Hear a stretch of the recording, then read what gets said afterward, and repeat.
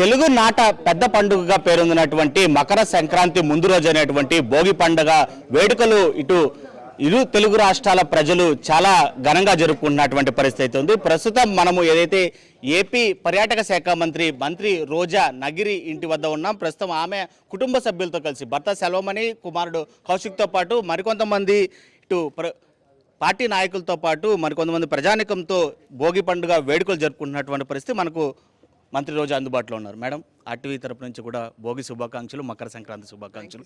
ఏ విధంగా ఉంది? ఇది ప్రధానంగా రైతుల పండుగగా భావిస్తే భోగిని ప్రత్యేకంగా కూడా ఉన్నటువంటి కష్టాలన్నీ పారదోలి ఉన్నటువంటి వాటిని దాంతో పారదోలి కొత్తగా వచ్చేటువంటి జీవనం కోసం ఎదురు చూసేటువంటి పరిస్థితి. ఈ 5 ఏళ్ళు గడుస్తున్నటువంటి సంవత్సరంతో పాటు 5 ఏళ్ళు ఎలాంటి కష్టాలు ఏమన్నా సరిచూసినటువంటి పరిస్థితులు ఉన్నాయి? వాటిని ఏం వేశారు భోగి మంటల్లో? ముందుగా అందరికీ సంక్రాంతి శుభాకాంక్షలు. ఈ భోగి అందరి జీవితాల్లో భోగభాగ్యాలు తీసుకురావాలని, సంక్రాంతి అంటే కొత్త వెలుగు, సో అందరి జీవితాల్లో కొత్త వెలుగును తీసుకురావాలని మనస్ఫూర్తిగా కోరుకుంటున్నా. అండ్ మీ అందరికీ తెలుసు, సంక్రాంతి అంటేనే రైతుల పండుగ, మహిళల పండుగ.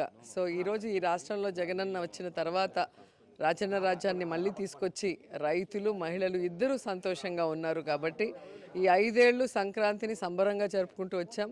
ఇక రాబోయే ఎలక్షన్ ఇయర్ ఈ 2024లో జగనన్న వన్స్ మోర్ అని ప్రజలందరూ కోరుకుంటున్నారు. కాబట్టి పాత చెత్తని, పాత వస్తువుల్ని ఎలాగైతే భోగి మంటలో వేస్తామో అలాగే పాత నాన్ లోకల్ పార్టీలు ఏవైతే ఉన్నాయో తెలుగుదేశము, జనసేన ఇవన్నిటినీ కూడా దీంట్లో తగలబెట్టి ఆ పాత నాయకుల చెత్త ఆలోచనలు, వాళ్ళ చెత్త ఆరోపణల్ని, వాళ్ళ చెత్త మేనిఫెస్టోని కూడా దీంట్లో తగలబెట్టేసి వారిని శాశ్వతంగా హైదరాబాద్కి పంపించేయాలని ప్రజలు డిసైడ్ అయ్యారు. సో ప్రస్తుతం ఇప్పటికే రాష్ట్ర వ్యాప్తంగా కూడా పొలిటికల్ హీట్ మొదలైనటువంటి పరిస్థితి, సమన్వయకర్తల్ని మార్చుతున్నటువంటి పరిస్థితుల్లో ఇప్పటికే థర్డ్ లిస్టు కూడా వచ్చినటువంటి పరిస్థితి. దీంట్లో ఉన్నటువంటి ప్రధానంగా వస్తున్నటువంటి ఆరోపణలపైన మీ స్పందన కావచ్చు, కొత్తగా వ్యక్తులపైన నియమించడం పైన మీ ఆలోచన ఏ విధంగా? జగన్మోహన్ రెడ్డి గారు ఈరోజు ఏదో సడన్గా ఎవరిని మార్చలేదు, గతంలో నుంచి చెప్తూనే వచ్చారు.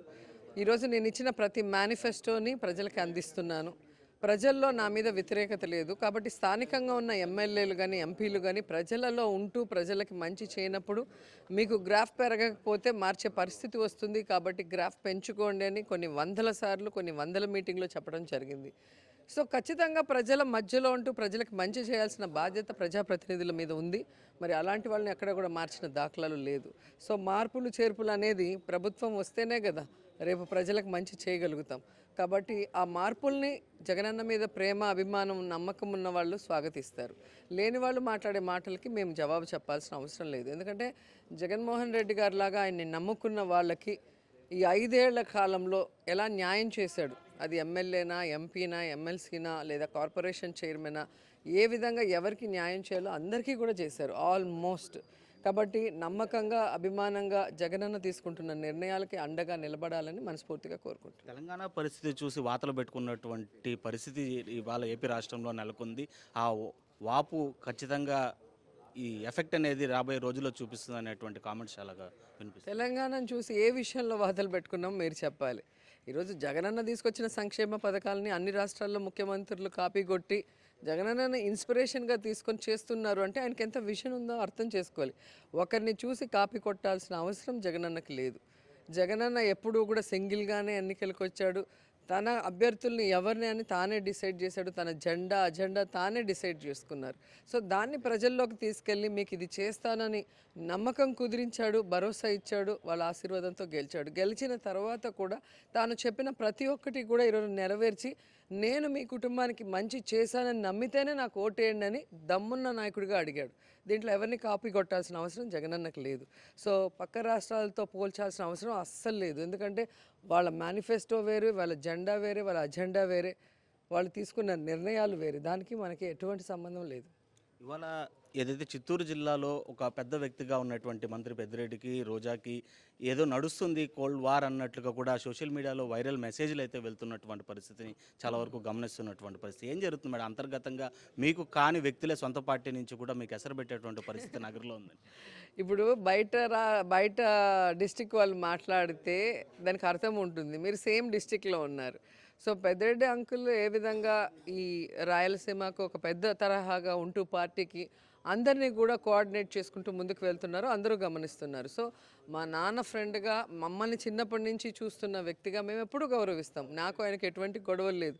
గొడవలు ఉంటే ఇప్పుడు 2 సార్లు నేను ఎమ్మెల్యే ఎలా అవుతాను, మంత్రిని ఎలా అవుతాను, మళ్ళీ ఎమ్మెల్యేగా ఎలా కంటెస్ట్ చేస్తానో ఒకసారి మీరు ఆలోచించాలి. సో లేనిపోని గ్యాసిప్స్ టీఆర్పీ కోసం వేసుకోవటం అనేది అది వాళ్ళ ప్రాబ్లం, నా ప్రాబ్లం కాదు. అంటే సొంత పార్టీ వ్యక్తులు ఇక్కడ కావాలని అలిగేషన్స్ సృష్టిస్తున్నారు మంత్రి రోజా ఎదుగుదల. అది ఉంటుంది, కుటుంబంలోనే ఉంటారు అలాంటి వాళ్ళు. అలాంటప్పుడు రాజకీయాల్లో ఉండరా? అన్నీ సక్రమంగా ఉంటే అది పాలిటిక్స్ ఎందుకు అవుతుంది? సో పాలిటిక్స్ అన్నప్పుడు అన్నీ ఉంటాయి, మంచోళ్ళు ఉంటారు, చెడ్డోళ్ళు ఉంటారు, కోపతాపాలు ఉంటాయి, అలకలు ఉంటాయి. అవన్నీ కూడా మన ఇంట్లో కూడా ఉంటుంది. ఒక 4 ఉంటే ఇంట్లో ఖచ్చితంగా వాళ్ళ మధ్యలో కూడా ఉంటుంది కదా. సో ఇవన్నీ కూడా మనము సరి చేసుకుంటూ ముందుకు వెళ్తేనే పాలిటిక్స్లో సక్సెస్ కాగలం. సో అవన్నీ ఎప్పటి నుంచి ఉంటాయి, అందరికీ ఉంటాయి. సో ఈ పెద్ద పండుగ నాట ఒక పెద్ద హోదాలో మంత్రి హోదాలో ఉన్న మీరు ఏపీ ప్రజలకు ఇచ్చేటువంటి మెసేజ్ మ్యామ్? హ్యాపీగా ఉండండి, సక్సెస్ఫుల్గా ఉండండి.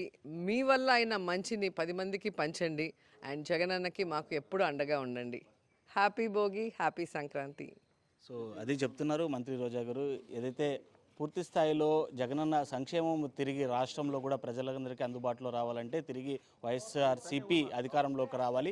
అదేవిధంగా తన సొంత వ్యక్తులు ఏదైతే ఇక్కడ అలిగేషన్ సృష్టిస్తున్నారో అవన్నీ కూడా ప్రజలు గమనిస్తున్నారు. వివిధ ఛానల్స్ టీఆర్పీ కోసం చేస్తున్నటువంటి అలిగేషన్స్ని ప్రజలు విశ్వసించేటువంటి పరిస్థితి లేదు. మంత్రి పెద్దిరెడ్డితో ఏనాడు కూడా వివాదాస్పదమైనటువంటి సందర్భాలు తనకు లేదు. అలాంటి పరిస్థితి కూడా లేదు. ఖచ్చితంగా రానున్నటువంటి రోజుల్లో కూడా సమన్వయంతో ముందుకెళ్తూ కూడా ఇటు జిల్లాలో కావచ్చు, రాష్ట్రంలో కావచ్చు వైఎస్ఆర్సీపీ గెలుపు కోసమే కృషి చేసేటువంటి పరిస్థితుల్లో అనుబంధమైనటువంటి పరిస్థితులను ముందుకెళ్తామని చెప్పి కూడా పర్యాటక శాఖ మంత్రి రోజా చెప్తున్నటువంటి పరిస్థితి.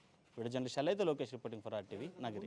మరిన్ని వీడియోస్ కోసం ఛానల్ ని సబ్స్క్రైబ్ చేయండి, లేటెస్ట్ అప్డేట్స్ కోసం వాట్సాప్ ఛానల్ ని ఫాలో చేయండి అండ్ లింక్ డిస్క్రిప్షన్ లో ఉంది.